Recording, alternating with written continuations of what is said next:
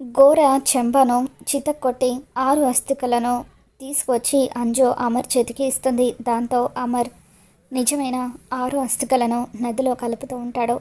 అందరూ కూడా అమర్ అస్థికలు నదిలో కలుపుతూ ఉంటే దండం పెట్టుకుంటూ ఉంటారు. బాగి రామ్మూర్తి కూడా ఇద్దరు దండం పెట్టుకుంటూ ఎంతగానో ఎమోషనల్ అవుతూ ఉంటారు.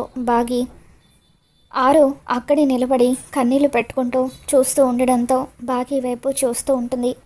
అమర్ అస్థికలు నీళ్ళల్లో కలపగానే బాగి ఒకసారి నమస్కరించుకొని ఆరు వైపు చూసేసరికి ఆరు అక్కడ ఉండకపోవడంతో ఎంతగానో కంగారు పడిపోతూ అక్క అక్క అంటూ ఆరు కోసం చుట్టుపక్కల అంతా కూడా వెతుకుతుంది. ఆరు సడన్గా మాయమైపోవడంతో అప్పుడు బాగి ఎంతగానో బాధపడుతూ ఉంటుంది. ఆరు ఫోటో దగ్గరికి వచ్చి బాగి ఏడుస్తూ ఉంటే సడన్గా బాగీకి కళ్ళు తిరుగుతూ ఉంటాయి.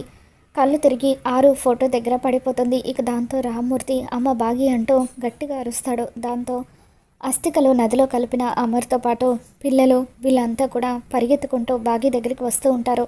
బాగి బాగి ఏమైంది బాగి అంటూ అమర్ తన ఒడిలో బాగిని పడుకోబెట్టుకొని కంగారు పడిపోతూ ఉంటే పిల్లలు కూడా మిస్సమ్మ మిస్సమ్మ అని చెప్పి ఏడుస్తూ ఉంటారు. అప్పుడు మనోహరి షాకింగ్గా చూస్తూ ఉంటుంది.